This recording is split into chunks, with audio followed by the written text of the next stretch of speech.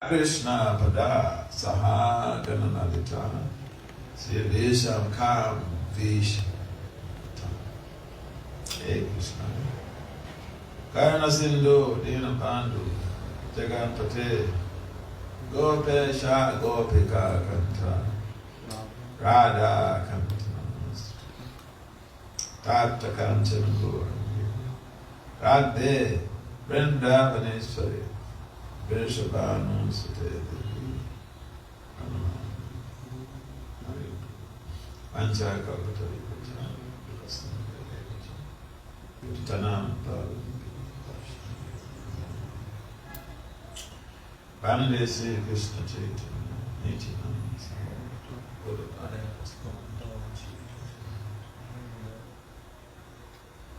Jaya Sri Krishna Chaitanya Prabhu Nityananda Sri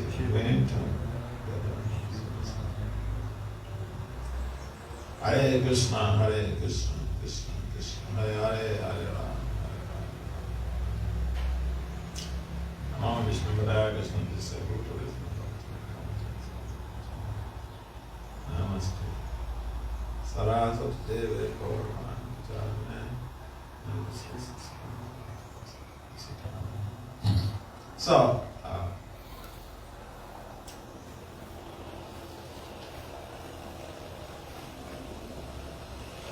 Tadaham Kriyata Prishamba Surido Bhastapasvina Sampriche Bhava Etasme Cheman Kenanjasabhave. I am completely assured that personalities like you are the only friends for persons who are blazing in the fire of material existence. And therefore ask you how in this material world we can very soon achieve the ultimate goal of life. So people have different goals in their lives. For instance, if someone is in university, is finishes high school or high school certificate, is in university, the goal is to acquire a degree. Why? So that they can get a stable job for subsistence, to be able to fend for themselves. So, this is the goal of the college student. To have high grades, to excel. In most cases, people don't think, when they're in college, they don't think of graduate school. They're thinking, when am I going to graduate? So I can get a job, so that I can have a big house, so that I can have a big car, then I can marry, and I can settle down.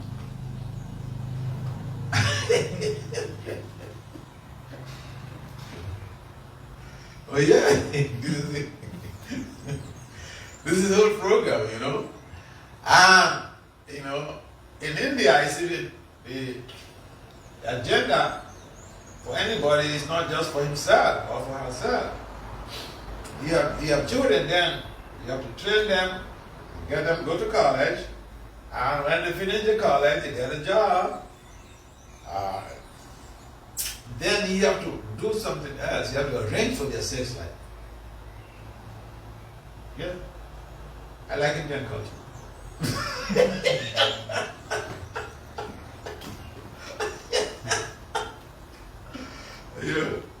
You don't just give birth to the children and train them and then you get away. You're responsible. You're responsible. Yeah. You have to settle them down, arrange for their sex life. You know, if you have plenty of assets, you give out of the assets to them. Buy them a new car, buy them this, buy them that, buy your in-laws this and that. So this is the goal of material life, and you cannot deny yourself of these very goals. So basically, we have immediate goals and strategic goals. Our immediate goal may be different. And you see, and Prabhupada, when he established the International Society for Krishna Consciousness, when he when he incorporated this movement, he also set out his goals. He had his mission statement, his vision, and goals. And so in every organization, the founder of the organization had goals in mind. He had a mission, or she had a mission statement in mind. And so, if even the founder is not there, in fact, if you go to any faculty of management in any university, I've seen this in a number of universities in America, in Europe, in Africa, that the founder of the faculty of management, you go to the dean's office, the reception, the mission statement of the founder of that faculty is there. His goals are there. His vision is there. It's put on the wall. Why? So that anybody else who becomes the dean of the faculty will just align with those mission statement, goals, and vision. Similarly, those who are managers of the International Society for Christian Consciousness, if they simply follow the mission statement of Prabhupada, these goals and vision, this society will flourish for 10,000s of years. But if we create our own vision, we create our we create our own mission statement, and we create our own goals, that is a distraction from the founder Acharya's primary objective criteria. And so, the whole of this movement is about attaining the ultimate goal. Papa said his mission statement, his goal and his vision, so that we channel our energies towards attaining the ultimate goal, which is Krishna Prema Purmato Maha. Pure love for Krishna. And therefore the process is very simple. I say it's very simple because as a management scientist, I know that if people want to become successful in management, they just have to follow, these three principles that the founder Acharya has laid down. His mission statement, his goal, and his vision. And it's documented there in Planting the Seed, one of these early books that Sasarup wrote. It's there. And so if we want to be successful in our life, we want to please Prabhupada, we have to think about the ultimate goal of Prabhupada's mission statement. Yes, we have our individual goals, we may have our individual agendas, but these, our individualistic values, must align with the founder Acharya's mission statement, goals, and vision.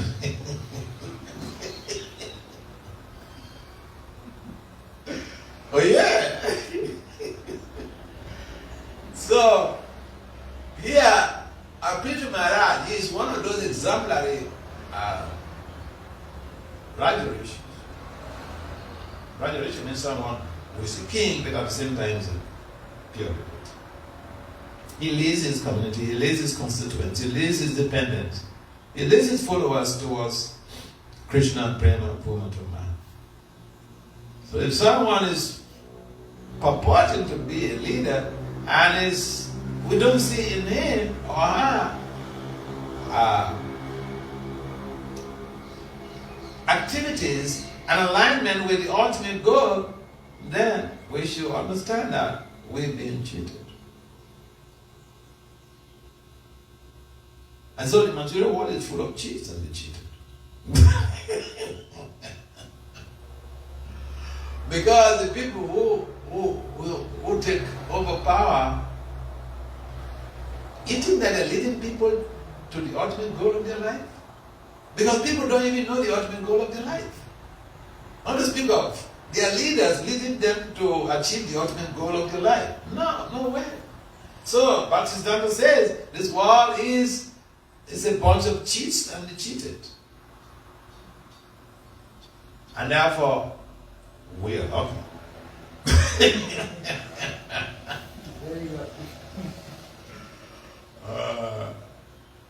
We are not escapists. We are damn lucky.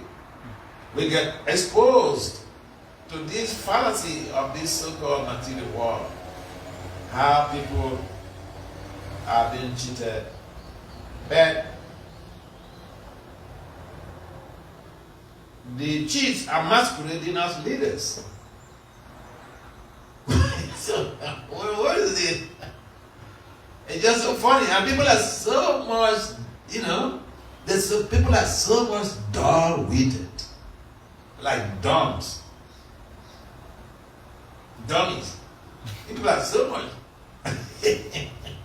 They don't really investigate. They just become, blind followers. And they follow. Someone can be so criminally minded. So the outright criminal is found guilty and he has so many followers. But yeah, this is my serial work. They say love is blind, right?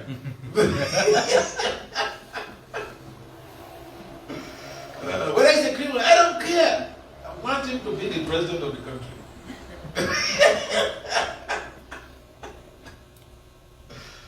So, what Baptist does say, is it wrong? It's not wrong. We can see it so conspicuous. Clearly, there's no ambiguity about that statement. Someone is a criminal, is found guilty. I was telling a story yesterday also, how someone was censored in Congress because he went up from the House of Representatives, he went to the Senate chambers to beat somebody up in his office, the senator in his office. A House of Representatives member went to the Senate chambers to beat up the senator in his office. So he was censored. Then he resigned. Would also resign also. And then when he went back to his constituency, the members of his constituency re-voted him into power. Go back there. Go beat more people.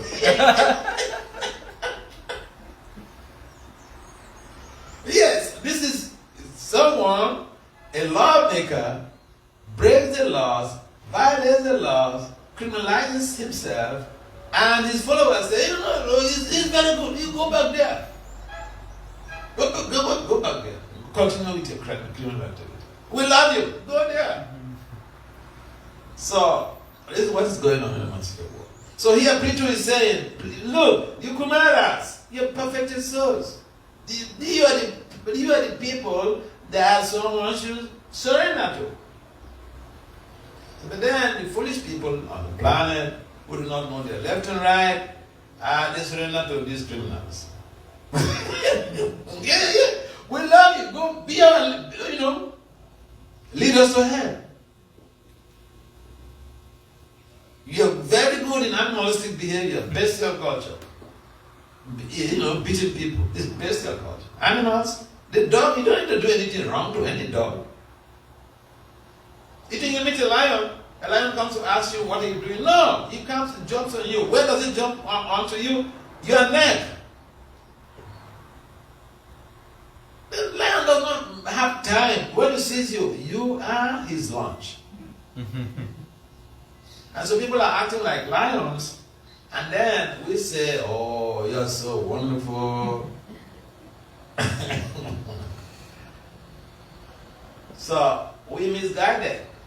Conditional souls, we are so much misguided. We think that there is no purpose to this world. This is, our demoniac culture. We think there is no purpose to this world, and the world is just meant for our enjoyment. We can do anything we like. Who can check us? And this is going on. We see it. Krishna consciousness philosophy is not something abstract. We see it happening every day. We can see what is going on. And so there's nothing wrong with surrendering to someone. Prabhupada mentions in the purport that an intelligent person should look for a saintly person, someone who lives by exemplary lifestyle, and surrender to them. Make inquiries. Not about eating, what is food to eat. That you can get anyway. Not about where is the place to fight. You can get anywhere. Even the animals, they don't make that inquiry. They just, it's available. Ahara and Indra buyer. eating, sleeping, fighting. It's available for animals. Even, the so-called love life. It's available for the animals. So, if we are also dwelling on these four principles, according to the Bhagavatam, then we are not better than the animals. Yes, we may do these four things, but we need to understand that our life, purpose of our life is not just for those four things. Purpose of our life, the ultimate purpose of our life is to attain Krishna consciousness, to attain pure love. And because of this ultimate goal on Prabhupada came to the West at a retired stage of life. Prabhupada came to America when he was almost 70 years. That's retirement stage of life, where people, go and then start playing chess or playing with their grandchildren and all this stuff of things, playing Ludo games. they don't really follow the process of the Vanashram, that they have to become Vanaprasthas and take to science life or prepare for death. No. Who cares? Well, no, people don't prepare for death. You see, they retire. They think they retire and go to Vrindavan, retire and go to Mayapur, or go to the holy places. No. Retire and then, engage in, playing games, or playing cricket, or playing table tennis. People think exercising your body is the goal of life. There's nothing wrong in exercising your body, but we should not lose grip of the ultimate purpose of life. As soon as we lost grip of that ultimate purpose, we start experiencing so much of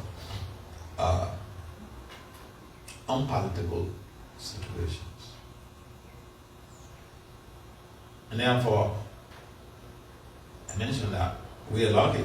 Those who are in Krishna consciousness are very, very lucky. Because sometimes people think, when you have plenty of degrees, then then you're going to be happy. But I have friends who have 3 PhDs and they're not happy. Yeah. And sometimes I mix with all these guys, my friends, and then they ask me, "Oh, Dr. Das, but you're so happy. What is it? What's the secret?" What's the secret? What's the secret? And then it's an opportunity to preach, to tell them, type of stuff I do and all this stuff. So, yeah, people don't know the ultimate goal of life. They have their immediate goals, a whole long list of things to do every day. They have their target, their strategic goals. In 5 years, I'm going to do this, I'm going to achieve this. But the ultimate goal is not on their agenda. For most people, they don't even know the ultimate goal of life, the ultimate purpose of life. And so, what type of life will someone lead and be happy if they don't even know the ultimate goal of life? How are they going to channel their energies towards that objective criteria?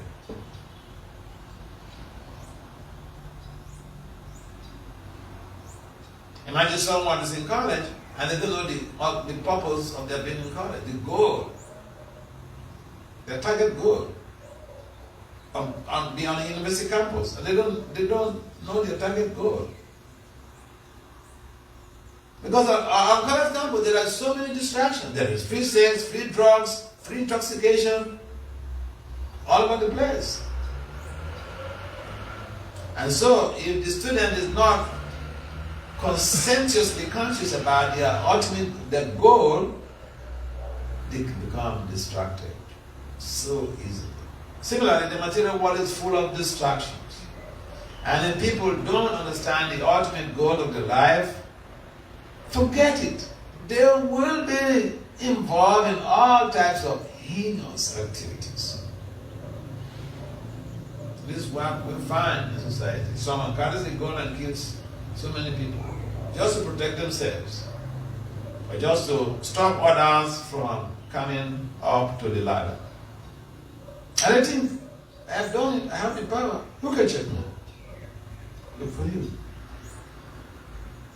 And then people wonder why someone is born deaf, dumb, and blind, born as a beggar. So, again, we should understand the message of Prabhupada from all of us.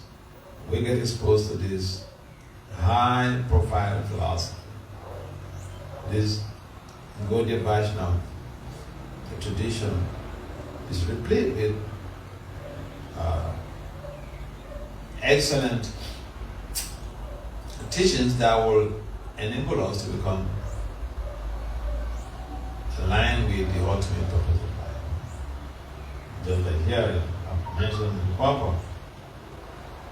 Ultimately, people should come to that level of chanting Hare Krishna, Krishna Krishna, Hare Hare, Hare Ram, Ram Ram. Then they are on track. Then they are on track. Everything else we are doing is to come to that being on track. Sometimes even some of the devotees, they miss the point. They think there is something more valuable than being on track. When you're chanting every day, you are on track. You are aboard the airplane to Goloka, and you are buckled up. Everything else we are doing is to enable us to come and sit on the plane and buckle up. Checking in, buying a ticket, and all those things, those are preliminary stages. So if you're chanting, you are aboard the plane, buckled up on board. So if you're on a plane, the plane could cruise through turbulent zones. But you don't jump off the plane.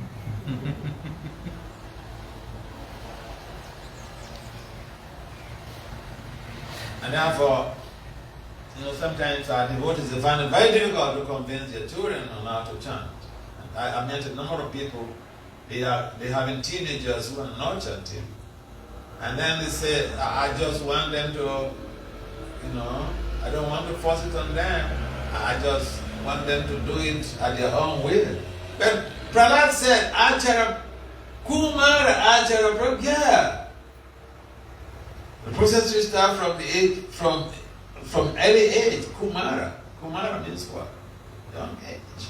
5 years old. And I've seen kids, I've seen a 3-year-old girl sitting down with a father and chanting japa. But yeah. Yeah. And so, we have to understand, especially young people who are getting married, they have to understand what is it? What is responsible that some children are not interested in the process of Krishna consciousness, others are interested.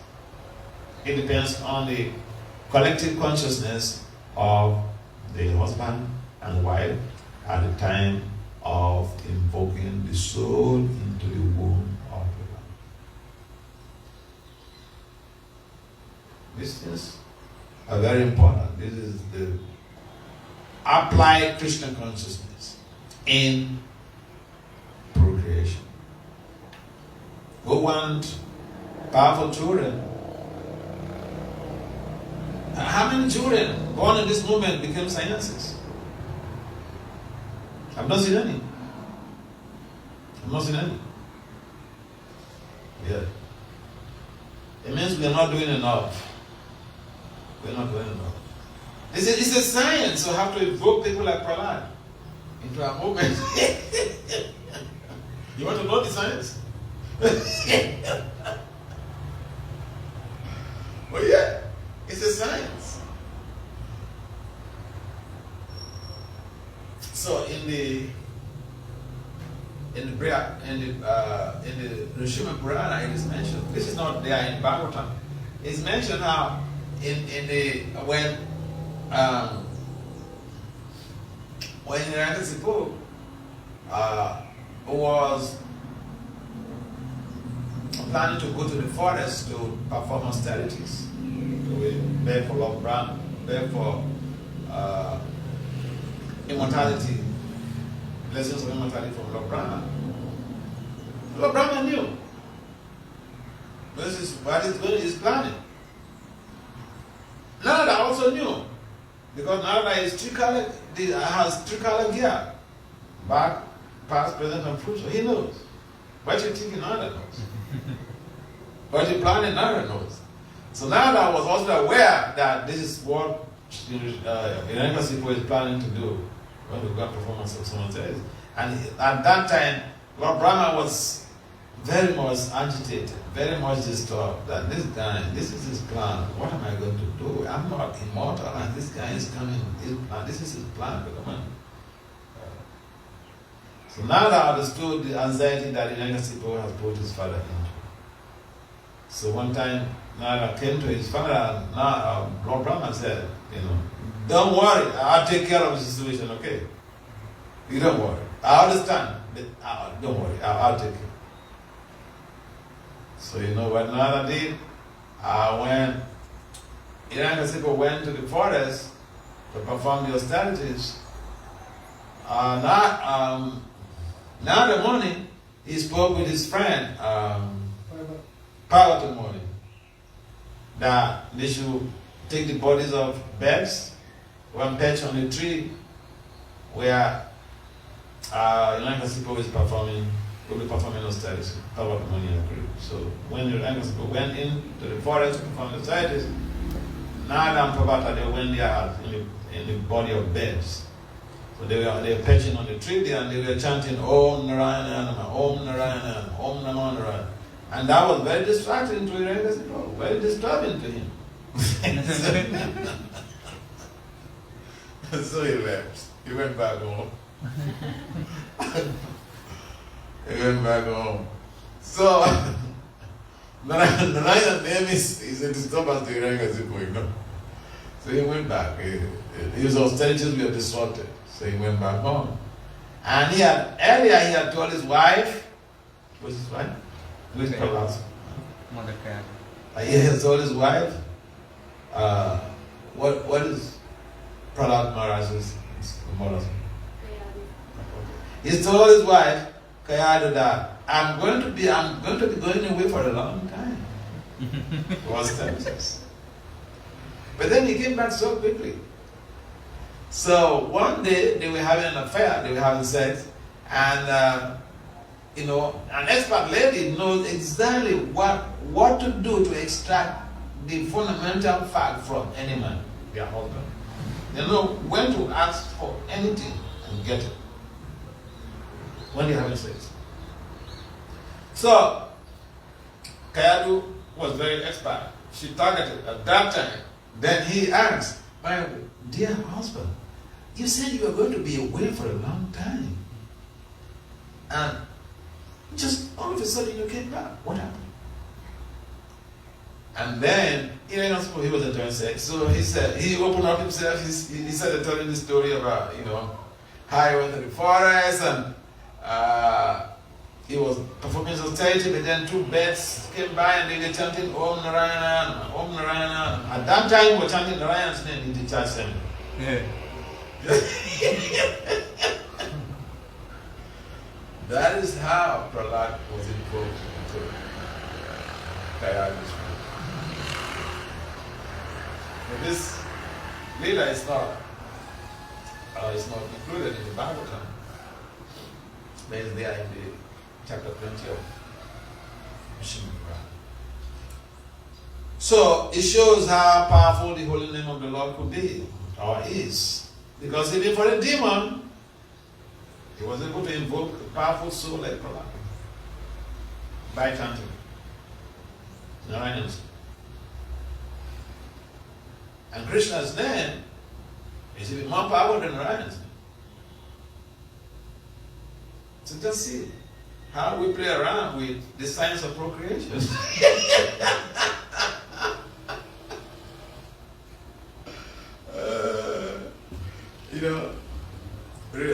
not quite long ago, I think last year, I had 2 aspiring devotees in the UK, husband and wife. They are both, they do the same. They graduated, their masters in chiropractic. And so they got married, and by then they wanted to have a child. So I never spoke anything, any of those things with the lady, because the lady and the whole of her family, they are under my care. They have 3 kids. She's the oldest. And then the middle one is a lawyer. The last one has a master's in accounting. So then, she contacted me to find out about exactly. They already calculated when to have the sex, how many rounds they have to chant, and all those type of things. they are going to read the Government Samskara and other books, and they got all the details of what they need to do. So when they were asking me and sharing with me, I was surprised. But then, they said they have to have the sex at 5 o'clock, so they have to chant 50 rounds each before 5 o'clock. And so the husband said, the husband is a new person in devotional life. In fact, he was not a devotee. The girl got married to him, and then because he liked the girl so much, and he was waiting for the girl to graduate, then for them to get married. And so he became a devotee too. And then I think at some point in time, the girl did not find difficulties in the chanting. But then, the husband contacted me on WhatsApp and said, Maharaj, so if someone is not able to chant the 50 rounds, what to do? I said, then you try again. You practice something you can't done it before. If you really want the powerful chant, this is what you need to do. If the wife can do it, what about you? Yeah, so it's so funny for me because sometimes the things you don't even discuss with your friends or your disciples are there. They've had, of course, they must have had in my lectures about how I emphasize on these points. So they've gone to do all of this, read this, and got all those facts put in place now to put it into practice. So Prabhupada also mentioned about this, the very first initiation in 26th Avenue. Someone had asked, before the initiation, they were asking about what is their role as disciples. Prabhupada said, you have to chant 64 rounds. They said, no, we cannot do it. And then Prabhupada said, all right, 32 rounds. They said, no, we cannot do it. And I said, okay, 60 rounds. Finish, Prabhupada. And then someone raised a question about what to do if you want to have a powerful child. So Prabhupada said, mentioned about these 50 rounds, but then I start 50 rounds before the sex. And then I think somebody said, I don't know what I was, who said, oh, then better to give up the sex. It's too much.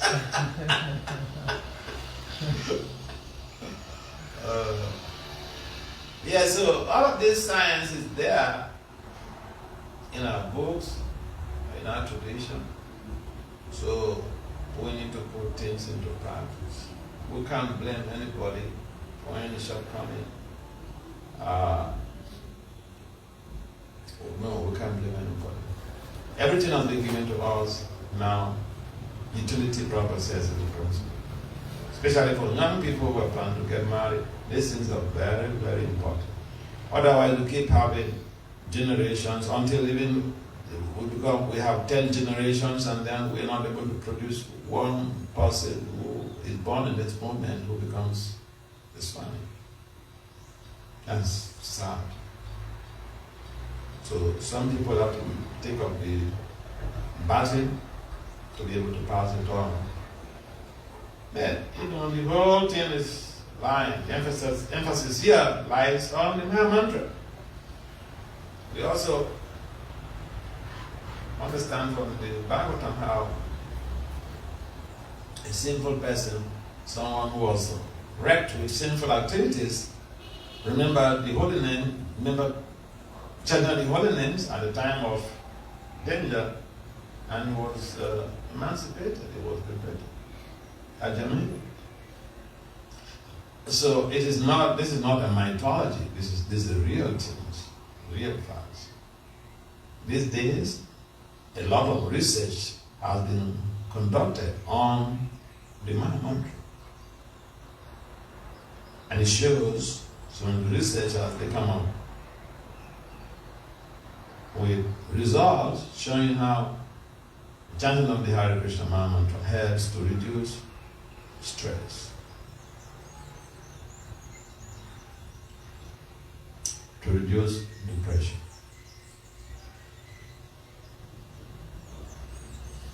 Yeah. Anxiety. So the chanting has a lot of mental health benefits. The chanting also has been shown to be effective in mitigating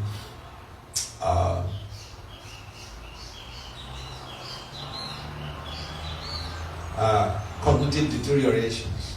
You know, when people are getting old, some point in time, their cognition begin to decline. It has been proven by scientists that the chanting helps to prevent that. This is not preaching.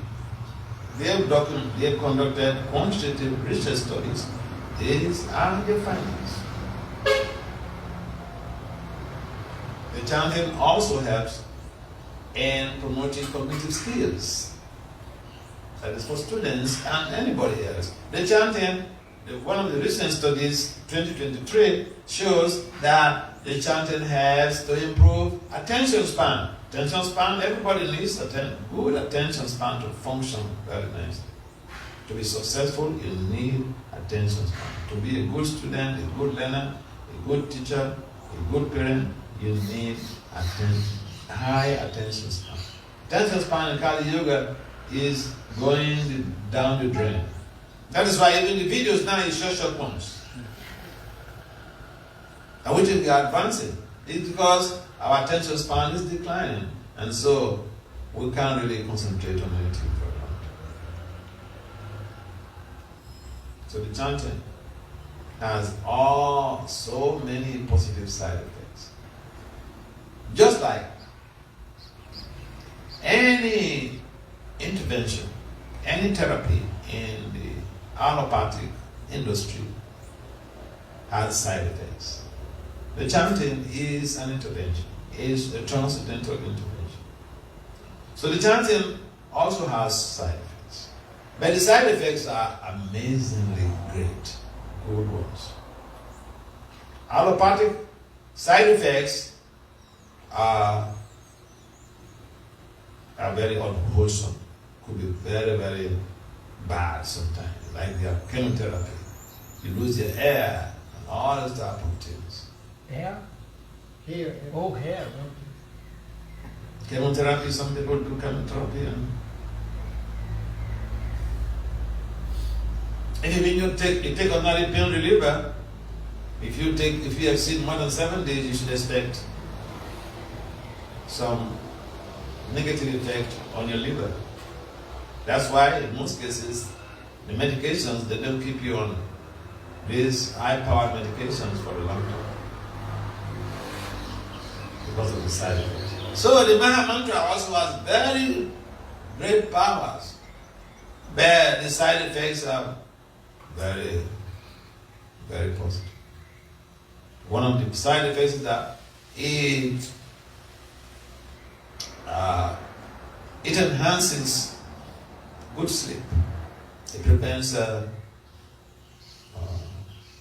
sleeplessness. The tablet, you don't have to get a tablet. Yeah.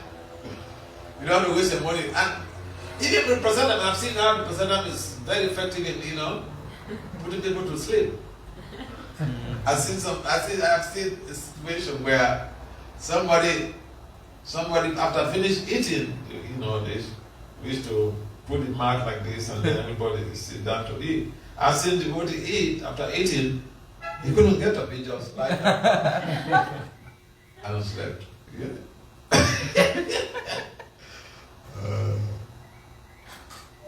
So the chanting is very powerful. These people who are conducting, they are not biased. It's not that, oh, they are Hare Krishna members and so they can come up with anything. No. These are quantitative studies, scientific studies.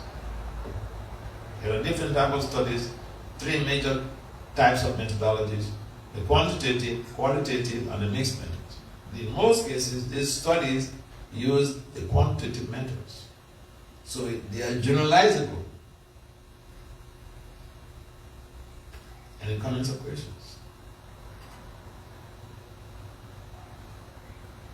Yes. Yeah, you said the goal is prema. So then in prema you develop your swarup. Right? So did you ask your spiritual master about his swarup? No, I didn't have any business in asking about his swarup. My interest is to purify myself. My interest is to purify myself. In fact, the purpose I came for this movement is just so clear. It's to help to disseminate the teachings of Krishna consciousness amongst high-profile academics. I know my purpose. I don't ask the swarup of my spiritual master. Because, what will I do with that? I know is someone empowered by Lord Chaitanya, someone empowered by Lord Krishna to save conditioned souls like me. And just from the first day I met him, I had a change of mind. Because see, I came from a background when I joined the movement. I was working for the Department of Justice as a young man, and when I read through proper books, I decided to follow it up with other readings and then chanting.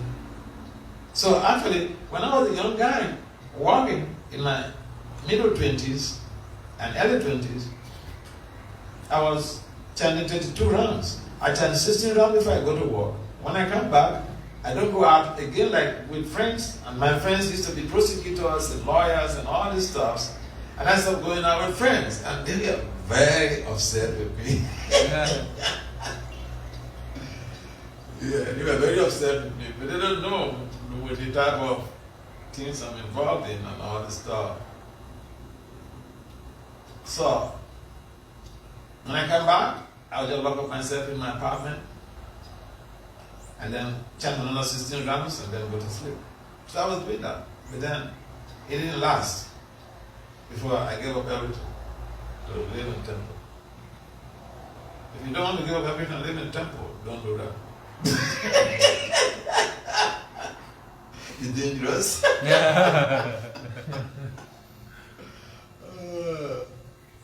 Yeah, so our business, Prabhupada said, the inquiry should be how to attain the ultimate goal of life. Not about what is the swarup. No, that's not what Prabhupada mentioned before.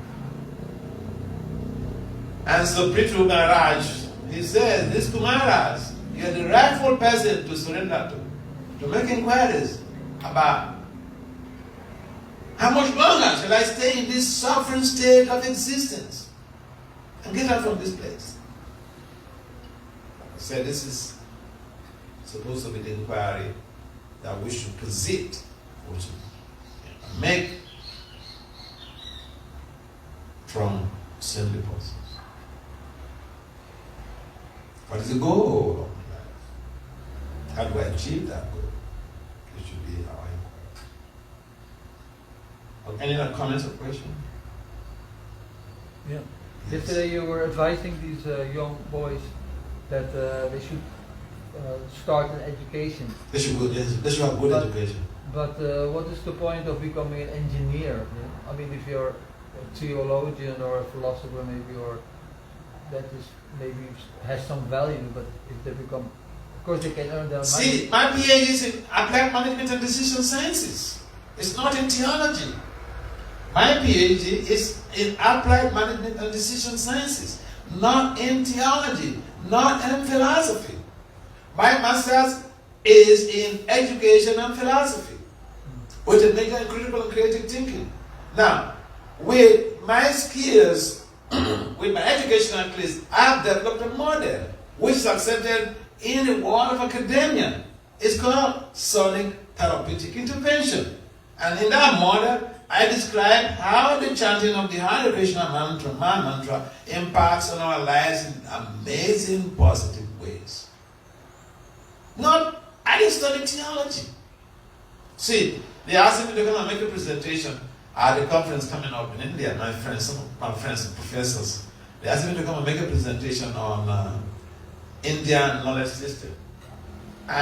Indian knowledge system means Vedic knowledge. They just put it in that way because some people tend to reject this idea of Vedic knowledge. They say it's mythology, which is completely false.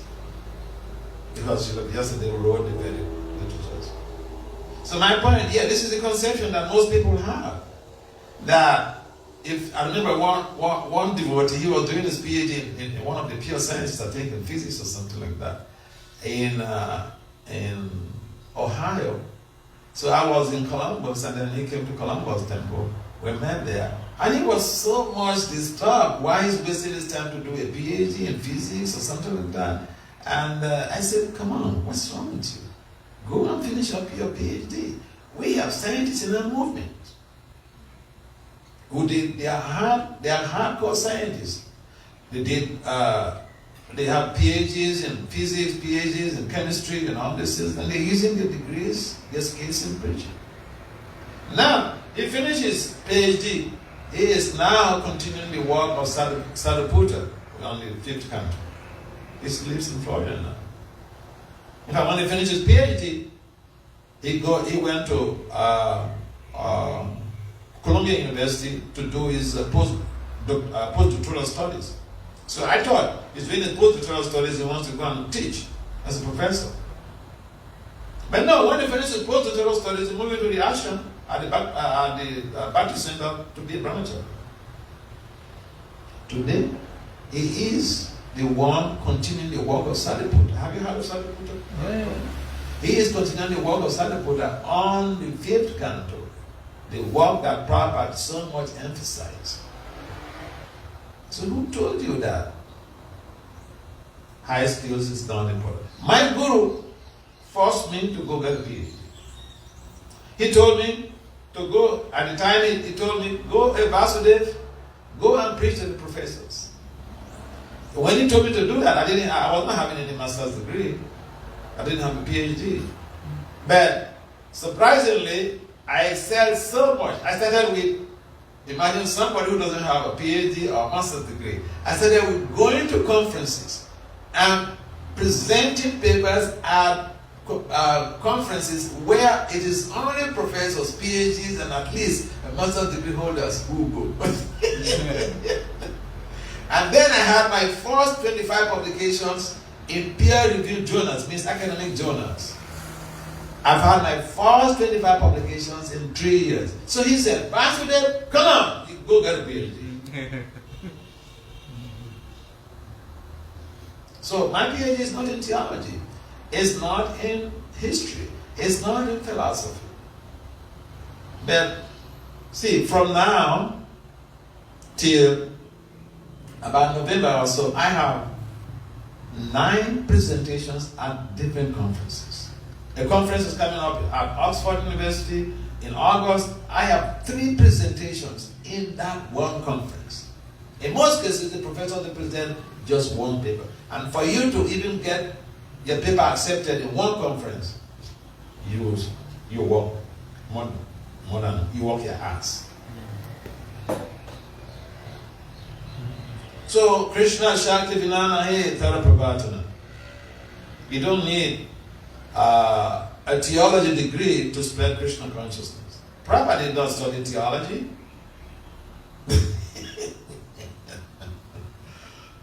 He didn't have his degree in theology. He was working as a pharmacist. But the time was due. The very first instruction that he received from his spiritual master, the very first encounter with Bhakti Siddhanta, the Bhakti Siddhanta told him, if you have money, print books in English, spread the mission of Lord Chaitanya Mahaprabhu in the Western countries, in English-speaking countries, without mixing words.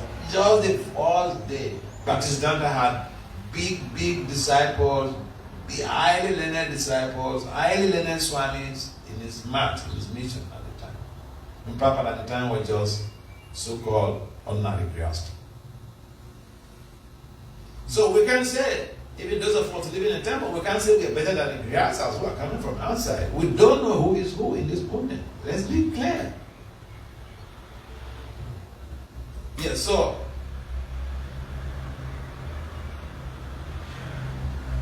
and so you see, I go to places and people beg me, professors, they beg me to come and publish in the journal.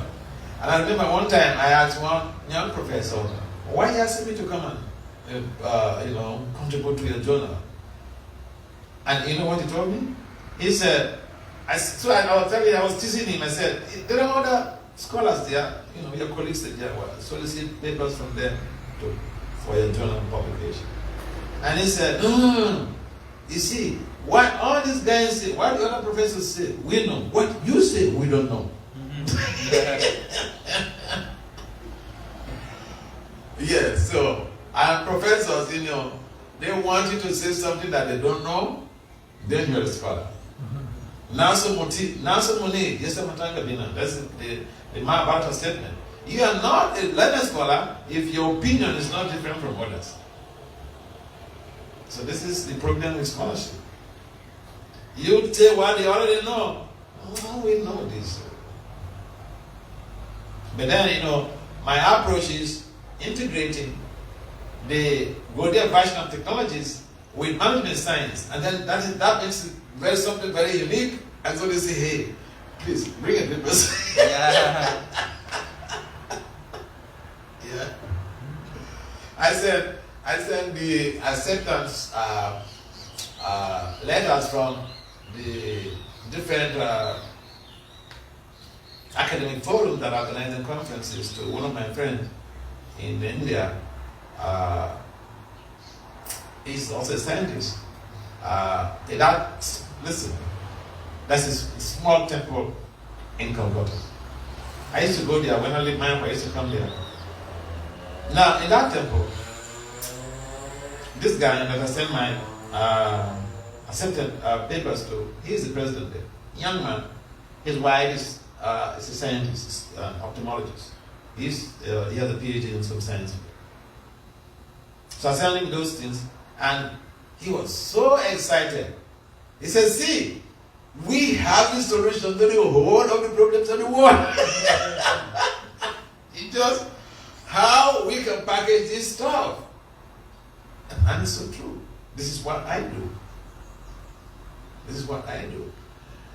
And so, in that small temple, it's in an expensive area, the most expensive area in Calcutta. It's called New Alipo. The rents in that area, very, very expensive. But someone gave a house there. They passed away, husband and wife have passed away already. So this place is a small place. But you know what?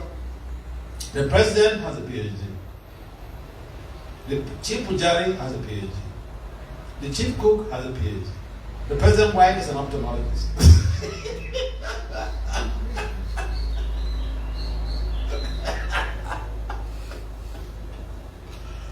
And they preach to students and professors.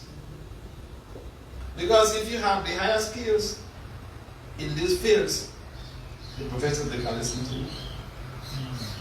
I went to one conference in India, and instead of the professor or one of the attendants is a young professor, he actually went to that conference with his mother.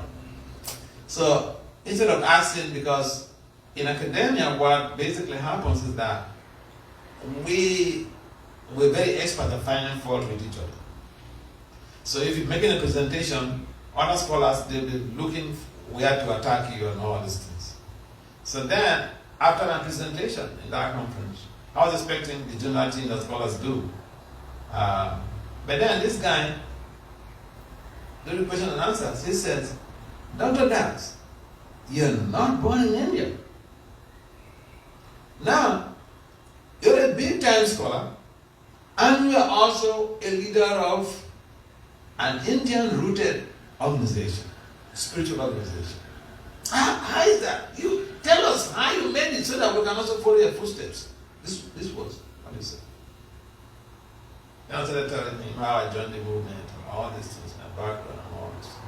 So sometimes you don't want to preach, but then people get intrigued by your combination. Because even in India, they know. There are many Swamis in India, but you don't find Swamis who are PhDs in management science. And this guy is coming from America. And he's a spiritual leader in the International Society for Christian Consciousness. He's also a big time scholar. So that gets them really mesmerized, you know? How is that? Because people tend to think that the two things are separate. Academia and, devotion. They think that they're separate. And here they see somebody who is integrating both and flourishing. So in itself, without even trying to preach to convert somebody, it triggers that type of impressiveness in people that they just want to give their lives to Christ. See, there is a devotee who was coming to the temple in Trinidad for a long time. She works for the government, big time. I think she has her degrees in accounting also. But she's been coming to the temple for years. Her younger sister has been initiated, married in this country for years. They have grown up kids now. And that lady, I think I saw her all at once, because one time the younger sister and her husband, they were staying at her house when I came to Trinidad. And then I was there, I came there. So they stayed in the temple, then they invited me, I came there. That's how I met her. But this lady who has been around for decades in our movement, now he told the president, hey, I'm attracted to this guy, I want him to be my guru. Yeah. The sister, she told the president that I have seen his works, and yeah, these are the people I like to align with. Yeah, it was like that. So it's a tool that we need to understand. There are ways to use our skills. Yeah, this was the mentality before. In fact, in the past, people were even told not to go to school, not to go to college. Where is it going to college?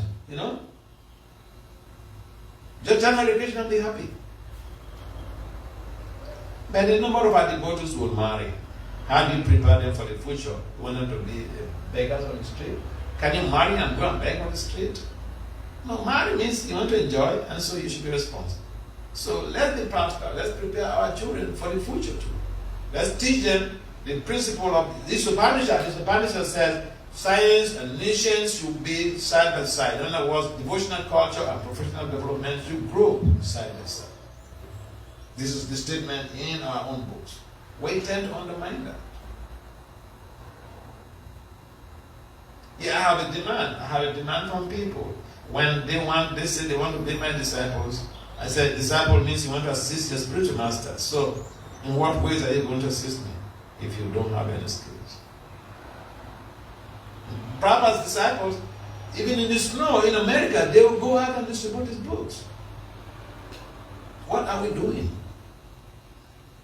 So you want to be my disciple, what is your responsibility?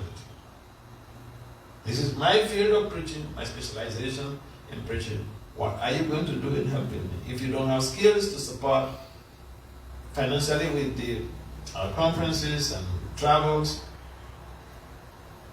you don't have skills in high profile education to be able to help in maybe doing some editing work or writing, then what is the use?